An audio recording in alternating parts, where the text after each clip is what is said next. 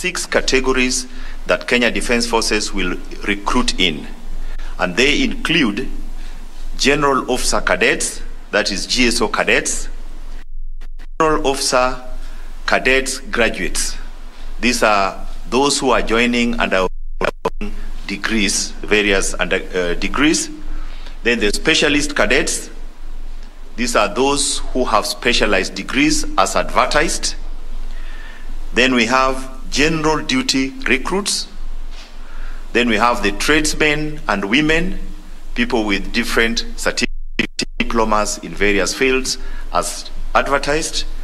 And then we have the Defense Forces constabularies. These are those we are recruiting who have retired from the military and would like to join us back, or those who have retired from NYS.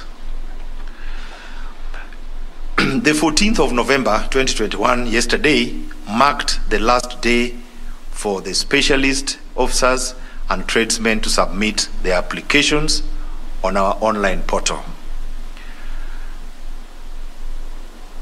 indicated in the various recruitment advertisements or in the ministry's website and other KDF social platforms, as well as on various prints and electronic mainstream media. That closed yesterday, and we have over 60,000 applicants who have applied in the various categories.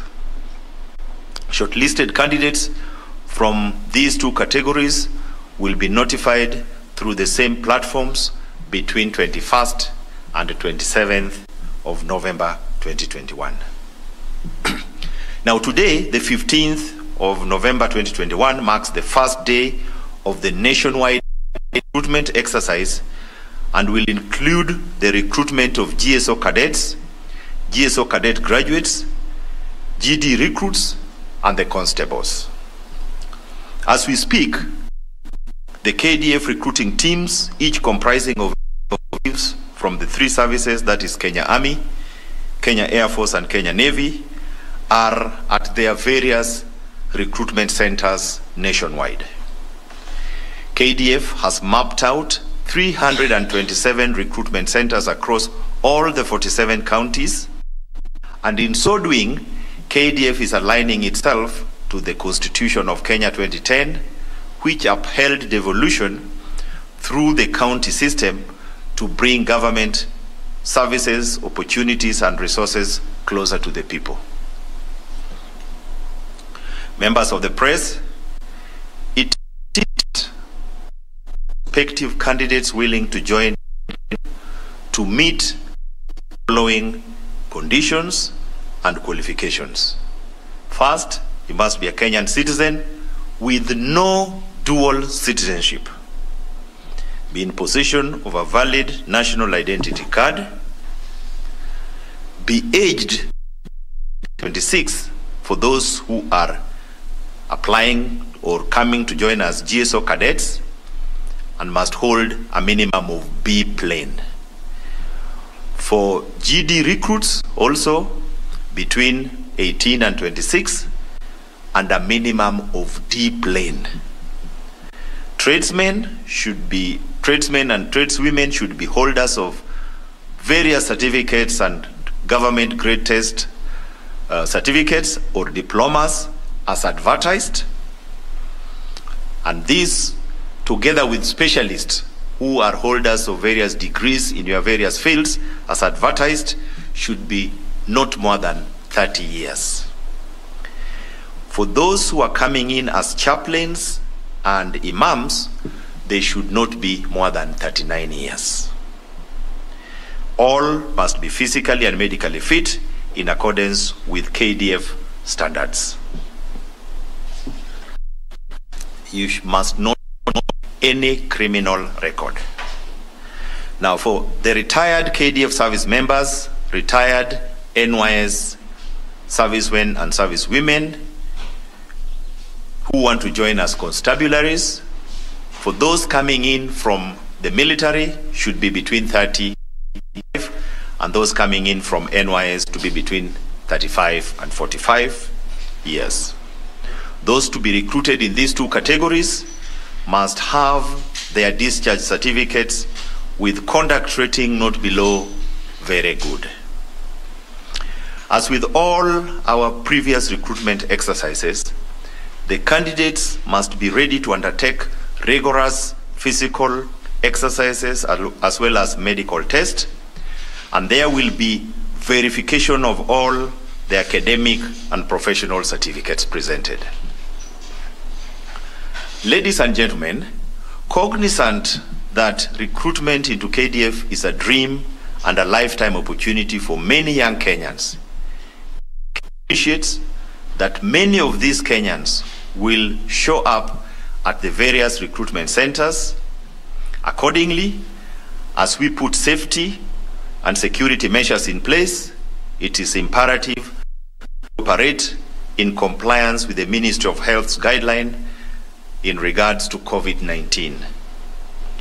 Potential candidates are therefore expected to come, will be washing their hands frequently at the designated areas as provided by our recruitment teams, and sanitize, among other procedures.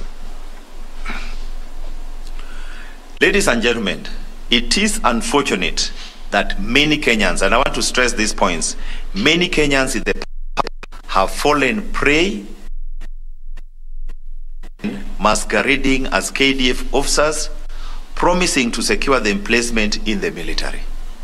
As we are talking, 2 suspects who are masquerading as KDF officers and soliciting for money from youths have been arrested in Homa Bay County.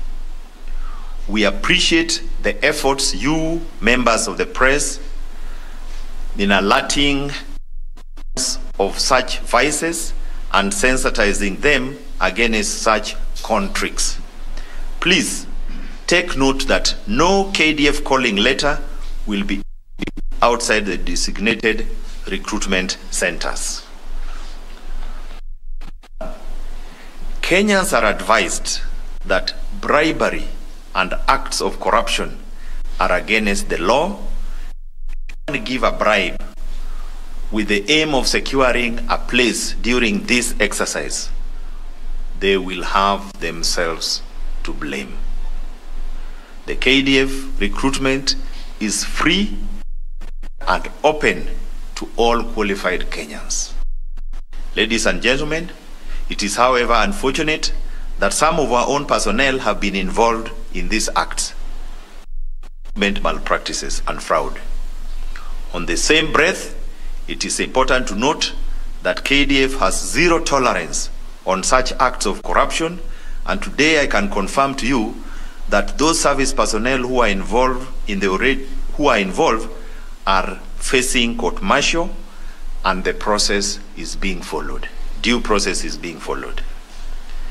To further curb this vice, KDF continues to collaborate with oversight bodies, especially you, the media fraternity, to ensure that the public is constantly reminded to report conmen and women out to defraud them of their hard.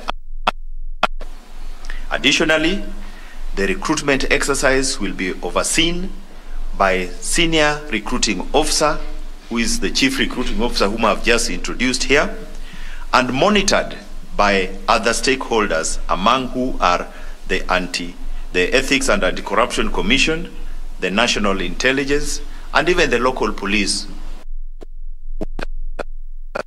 What we are doing. This multi-agency approach aims to ensure this is transparent and guarantees that the objective to conduct open, free, and fair recruitment is achieved. The recruitment in these sub-counties will be conducted from today, 15th, and will end on 26th November. The exercise will be conducted in the already advertised centers, starting from 8 a.m. every day to 6 p.m. on weekdays only. Any other event held outside these timings, you might as well consider it illegal. Now, as I finish, successful candidates from the ground will be notified on the ground and at the recruitment centers.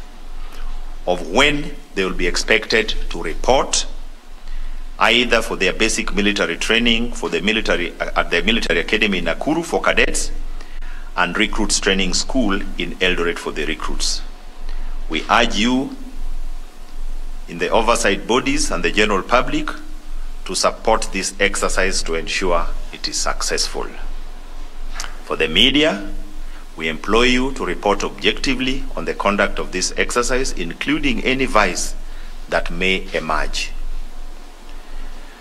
Finally, we also encourage members of the public to report any misdeeds or interference in the process to the recruiting team on the ground or to the nearest police station.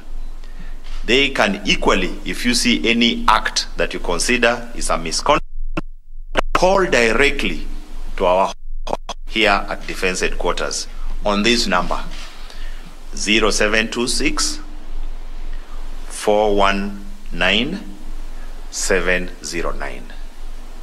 I repeat, if you see anything that you think you need to report on this exercise, call 0726 419 709. Thank you very much for your attention. And before I invite any query, this issue that I've stressed on corruption and people giving money, please tell the public we wouldn't want to employ soldiers who have bribed their way into the system. There is no giving money, and we want this to be different. Anybody